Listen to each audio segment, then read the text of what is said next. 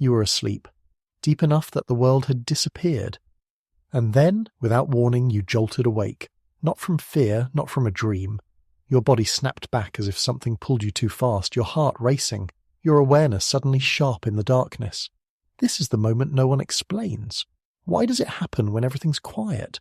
Why does it feel precise, almost timed? Why do some people experience it again and again, while others never do? And why, when you search for answers, are you told it's random, chemical, meaningless? Yet here is the deeper question they never ask you. Why did Jesus Christ speak repeatedly about those who awaken suddenly, while others remain asleep? I am not speaking metaphorically. I'm speaking about a real event, one that ancient teachers understood, one that later institutions learned to fear. The greatest mistake is believing this jolt is a malfunction of the body. It is not.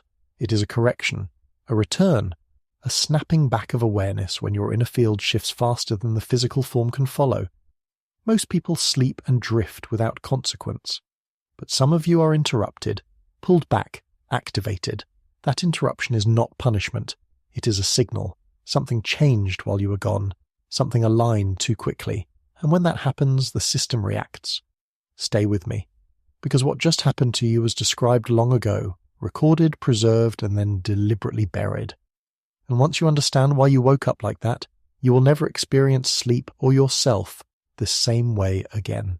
To understand why this sudden awakening was once considered sacred knowledge, we must step outside the carefully edited scriptures and return to the texts that survived only by accident. In 1945, near the cliffs of Upper Egypt, a sealed jar was uncovered in the desert of Nag Hammadi. Inside were manuscripts the early church tried to erase, because they recorded teachings that made institutions unnecessary. Among them was the Gospel of Thomas, a collection of sayings attributed directly to Jesus, stripped of narrative and miracles, focused instead on consciousness. One saying states plainly, "Blessed is the one who stands watch, for when the light appears, he will not be caught sleeping." This was not poetic advice, it was technical instruction. Another suppressed text, the Pistis Sophia, goes even further. In it, Jesus explains to his inner circle how the soul ascends and descends through layers of reality while the body sleeps, and how sudden returns cause disturbances in the flesh. The disciples ask why some awaken abruptly, shaken, while others pass through sleep untouched. Jesus answers that it happens when the soul crosses a boundary too quickly and the body is forced to receive the light before it is prepared. These passages were not misunderstood. They were dangerous, because they implied that awakening was experiential, not granted by priests, rituals, or churches. By the 4th century, when doctrine hardened and hierarchy became power, such texts were declared heretical. The idea that a person could awaken on their own, guided by an internal signal rather than external authority, threatened the entire system, so the language was changed. Awakening became moral, light became symbolic, and the physical signs, like the sudden jolt from sleep, were reduced to superstition or illness. But the manuscripts remain, and they describe exactly what you experienced, not as a disorder, but as evidence. Evidence that something ancient is still active within you, responding the same way it did 2,000 years ago when Jesus spoke to those who were ready to hear more than stories. In the ancient understanding, sleep was never passive, it was a passage. When the body softened and the senses withdrew, the soul was believed to move outward, not upward like a myth, but inward through subtler layers of reality. The Greeks called it ecstasis, a standing outside oneself. The Gnostic teachers called it traversal, and Jesus described it as leaving the house while the master watches. The danger was never in leaving, the danger was in returning too quickly. Here is what they understood, and what modern language has forgotten. During sleep, awareness loosens its grip on the physical frame. For most people, this separation is shallow. They drift, they wander, they return gently. But for some, the movement goes deeper. The soul crosses a threshold the body is not accustomed to sustaining. When awareness snaps back abruptly, the nervous system reacts as if shocked. Muscles contract, breath catches, the heart surges. This is the jolt you felt. Ancient texts never described this as an accident. They described it as misalignment, not moral but mechanical. The Pistis Sophia speaks of the soul returning with excess light, forcing the body to recalibrate instantly. That recalibration is uncomfortable, sudden, undeniable. It is the same reason deep divers experience decompression sickness when they surface too fast. The body must adjust to a pressure it cannot yet stabilize. This is why the experience feels precise, timed, almost intelligent, because it is not random. It occurs at the exact moment awareness re-enters the body faster than the system can integrate. And this is also why, immediately after, your mind feels unusually clear. The fog is gone. The inner chatter quiets. For a brief moment, you are fully present. Ancient teachers recognize this as a window, short, fragile, but powerful. Most people dismiss the moment and roll over. The ancients warned against that. They taught that when the soul returns abruptly, it is because it touched something just beyond ordinary perception. The jolt is not the message, it is the side effect. The message is that you crossed a boundary and came back aware enough to feel it. This is why not everyone experiences it, and why, once it begins, it often repeats. The system is learning, adjusting, preparing itself to hold more awareness without shock. What you felt was not a failure of sleep. It was evidence of movement, of travel, of an inner mechanism activating exactly as it has for seekers across centuries, long before the language to explain it was stripped away. Now we step into the language of the present, not to replace the ancient knowledge, but to translate it.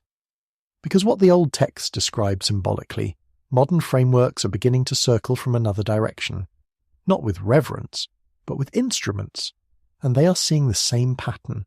Your body is not just matter, it is a field system, an electromagnetic lattice sustained by the nervous system, the heart, and the brain acting in coherence. When you sleep, that coherence changes. Brain waves slow, sensory input collapses. The body becomes quiet enough for subtler signals to move without resistance. In this state, consciousness does not shut off. It detunes from the physical channel. Here is where the fiction becomes precise. Think of awareness as a frequency, not a thought. When that frequency shifts beyond the range the nervous system is calibrated to hold, separation occurs. Most of the time, the return is gradual, but when the frequency re-enters the body too fast, when the phase shift collapses suddenly, the system responds defensively. Muscles fire, the heart accelerates, the breath jerks. This is not panic, it is synchronization. In neuroscience, this moment is often mislabeled as a hypnic jerk. But the label explains nothing. It only names the surface effect. What it ignores is the timing, the clarity afterward, and the consistency among people undergoing deep internal change. A random twitch does not produce heightened awareness. A chemical glitch does not leave you alert, empty, and awake inside. Ancient language called this excess light. Modern language would call it an overload of coherent signal returning faster than the body can buffer. Your nervous system is an antenna. When the signal spikes, the antenna must reground instantly or risk destabilization. The jolt is grounding, violent only because it is sudden. This is why the experience often happens during periods of inner transition, when beliefs collapse, when identity loosens, when something old is shedding. The internal field becomes more flexible, more permeable. You range further during sleep, and when you come back, the body is briefly behind you.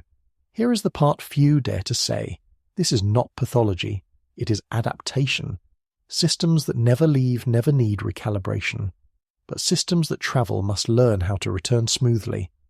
Over time, the jolt softens. The body learns the frequency. The awareness stabilizes. What once shocked becomes familiar.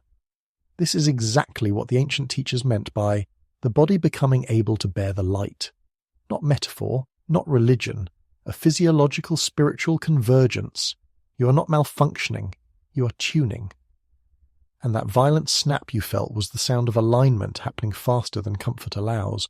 Now the question that unsettles most people when they finally hear the truth, why you and not everyone else? If this were merely a biological reflex, it would happen to all bodies equally. It does not. If it were stress, caffeine, or disorder, it would follow predictable patterns. It does not. The ancient texts were clear on this point, even when later translators tried to blur it. Sudden awakening happens to those whose inner structure is changing. This experience appears most often in people who are shedding an old internal framework, not beliefs on the surface, but identity at the root. When the story you used to live inside no longer fits, the internal field loosens. The boundaries between waking awareness and deeper layers thin. Sleep becomes deeper, but also less contained. You go farther, you stay longer, and eventually you return too fast. This is why many of you noticed the timing. It began during a period of questioning, or loss, or quiet withdrawal from noise you once tolerated. It often coincides with a pull towards solitude, towards silence, toward meaning rather than distraction. Ancient teachers recognized this pattern immediately. They taught that awakening does not announce itself with comfort, but with interruption, a break in continuity, a rupture in routine. And this is why the sensation afterward is so distinct. You do not wake confused. You wake clear, still, almost empty. Thoughts pause. The body feels heavy, but the mind is alert. That clarity is not adrenaline, it is coherence. For a brief window, awareness and body are perfectly aligned after re-entry. You are fully inside yourself. Those who never experience this remain perfectly adapted to surface reality. Their systems are stable because they never leave. But those who begin to move inward destabilize first. Adjustment always comes before mastery. The jolt is not a flaw. It is the sound of a system learning a new range. This is also why the experience repeats until something changes. Either the body adapts or the movement stops. Many suppress it with exhaustion, medication, constant stimulation, and the signal fades. Others learn to remain present when it happens, and the system stabilizes naturally. You were not selected by chance. You were not punished. You were not malfunctioning. You were responding. Your inner structure crossed a threshold your outer structure is still learning to hold. And that learning process is the same one described in ancient texts for those moving out of unconscious sleep and into deliberate awareness. This is the point where fear dissolves, because what you experienced was not loss of control but evidence of growth. And once you recognize that, the experience stops being something that happens to you and becomes something you participate in. When the jolt happens, the greatest mistake is to fight it or immediately escape back into unconscious sleep. The ancients were precise here. They taught that this moment is brief, and if it is ignored, the signal fades. But if it is met correctly, the body learns faster and the shock diminishes over time. Do not move right away. Let the body stay still. The instinct will be to roll over, to distract yourself, to label what just happened and bury it. Resist that impulse. Keep your eyes closed.